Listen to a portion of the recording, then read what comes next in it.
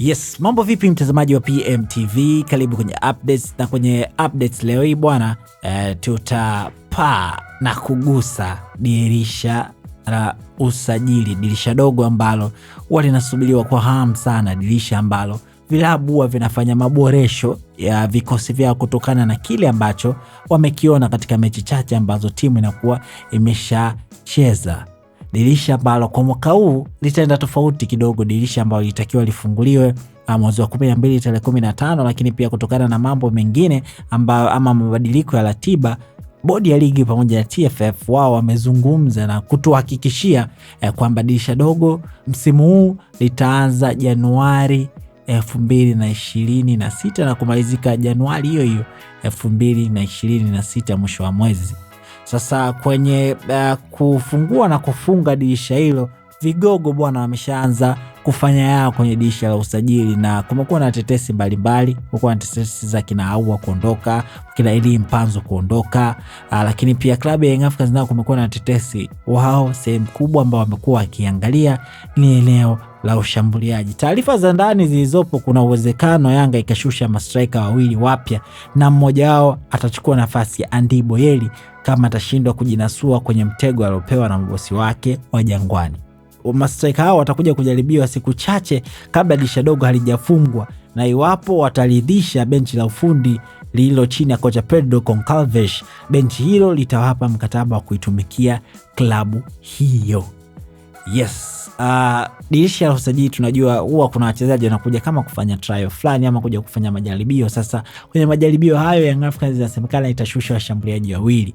Moja kati ya majina ambayo yanazungumzwa kwamba inawezekana akaja kuongeza nguvu ndani ya kikosi cha klabu ya Young Africans ni Thaddeus Nkeng, raia wa Cameroon mwenye umri wa miaka 25, ambaye kwa sasa anaitumikia klabu ya Stade Malien, ambaye alifanikiwa kuifunga klabu ya Simba goli moja kwenye michuano ya klabu bingwa barani Afrika, kwenye mchezo ambao klabu ya Simba ilipoteza wakati wanacheza huko nchini Mali kwenye hatua ya makundi. Lakini pia haijaishia hapo, kuna striker mwingine ambaye inasemekana jamani kwamba huyu ndio kipenzi cha kocha wa klabu ya Young Africans, kocha Pedro Goncalves, mshambuliaji ambaye yeye ashai kufanya naye kazi akiwa katika timu ya taifa ya Angola.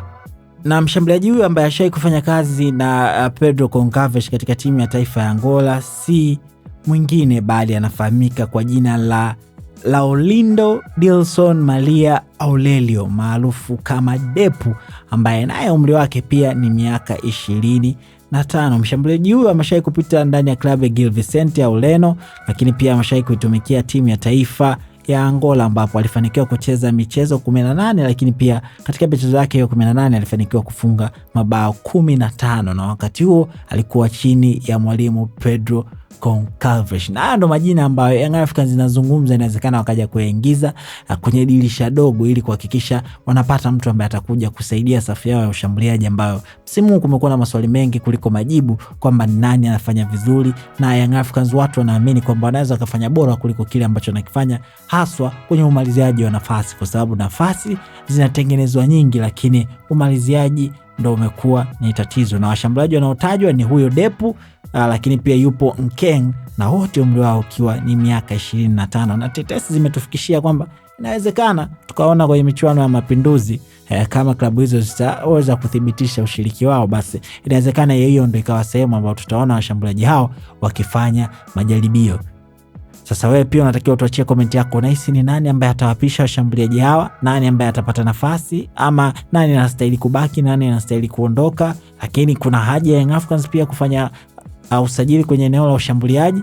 Sasa wakati unaacha komenti yako, nikukumbushe pia PMBet imeamua kukuletea kasino nyumbani kwako, ofisini kwako, kwenye gari lako, nikiwa na maanisha ukiwa na device yoyote ambayo inaweza kuconnect wewe na internet, basi unaweza kucheza michezo ya kasino kupitia PMBet. Kwa mchezo wote ule kuanzia shilingi 500, ukishiriki tu unakuwa umeingia kwenye draw ya kushindania Toyota Harrier ambayo inatoka kila siku. Fanya bashiri zako kupitia website ya pmbet.co.tz kwa sababu huko washindi wanatoka kila siku. Yani kwa 500 unaweza kujipatia Toyota Harrier. Yani unapata pesa lakini pia unapata na Toyota Harrier kwa 500 na kuendelea. Fanya bashiri zako kupitia pmbet.co.tz. Mimi naitwa Raymond Elias.